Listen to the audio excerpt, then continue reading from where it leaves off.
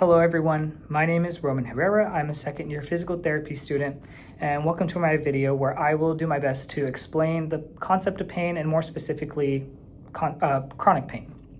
Today we're going to talk about more what pain is and why it sometimes may last longer than usual or expected to go away, and most importantly how it can change over time. If you've ever experienced pain that didn't make sense or just seemed unusual, you're not alone, and most importantly, you're not broken. My goal today is to help you understand how your nervous system works and how it can adapt/adjust to these experiences. So in order for us to do that, one of the most important concepts in pain science is something called neuroplasticity.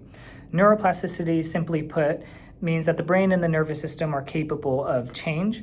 They talk to each other throughout our lives to help us adjust to our environments and experiences in life. One of the quotes that I found from the Cleveland Clinic goes like this: neuroplasticity speaks to the flexibility and adaptability of our brain throughout our life, and it's how we grow as people.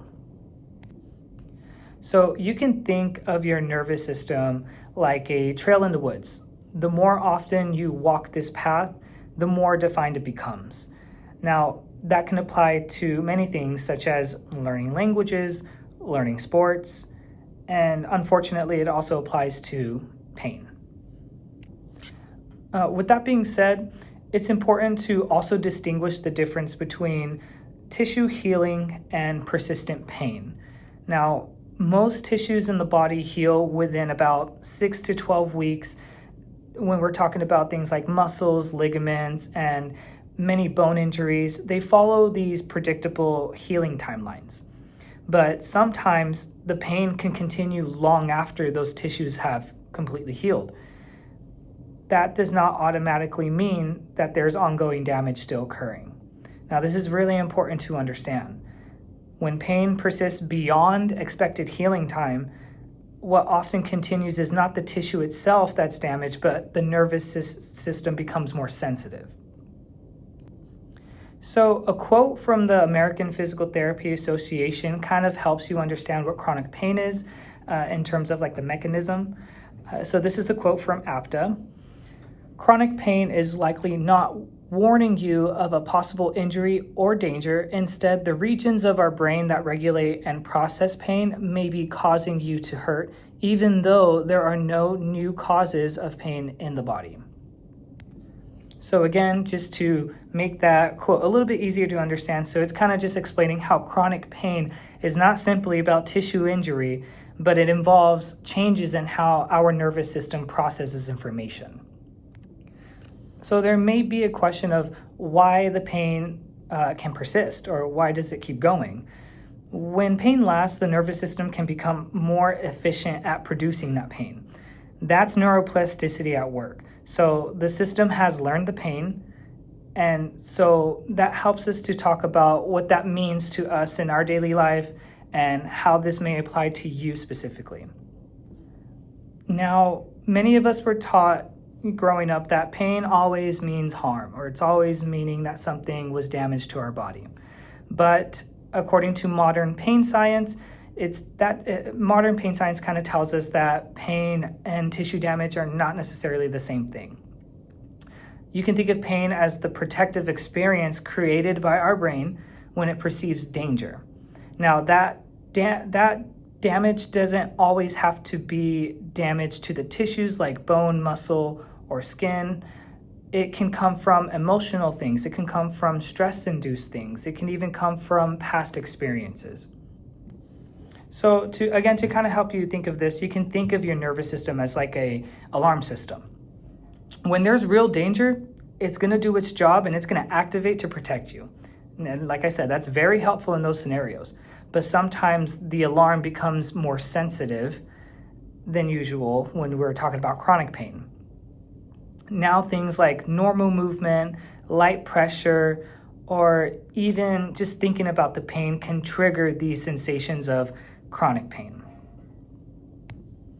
Now, it's important to remember that the alarm is not broken and it's just doing its job.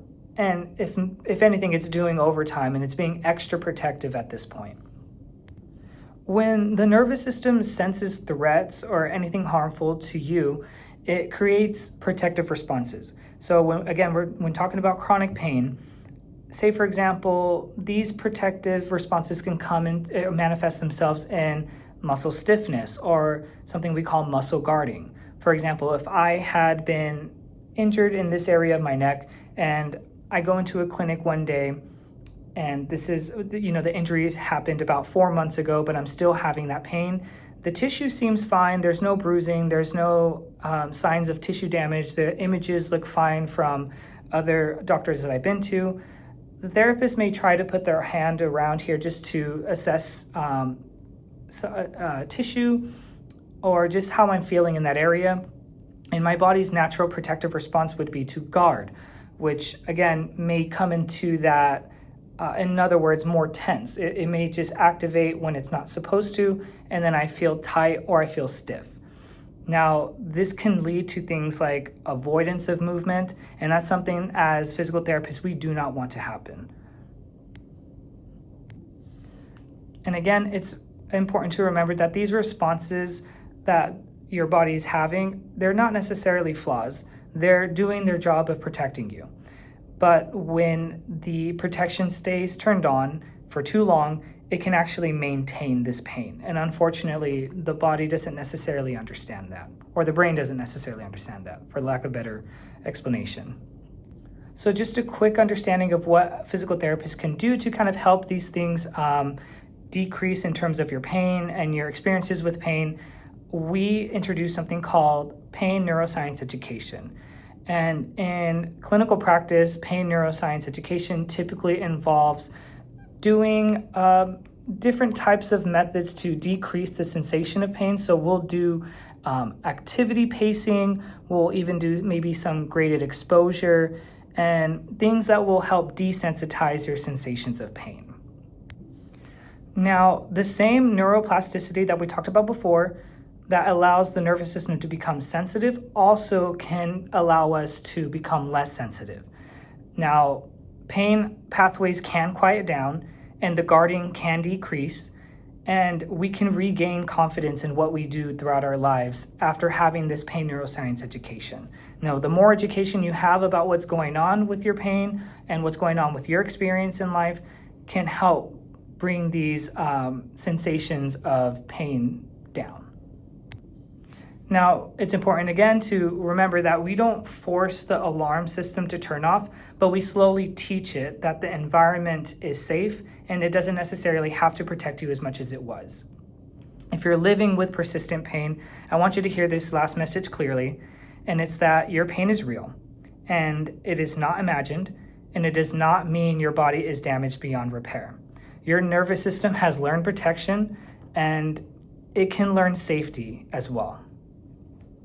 So again, pain is influenced by our biology, our stress levels, our sleep, our cultural background, our environment in which we live, and our life experiences in general. It's complex, but it's also changeable. Understanding pain doesn't necessarily minimize the pain itself, but it will definitely help empower you to continue to bring those sensations down. And when we combine education, movement, and support from your healthcare professionals that are involved in your care, your friends and family, we can help the nervous system adapt or adjust in healthier ways. Thank you, and have a good rest of your day. Thank you for listening.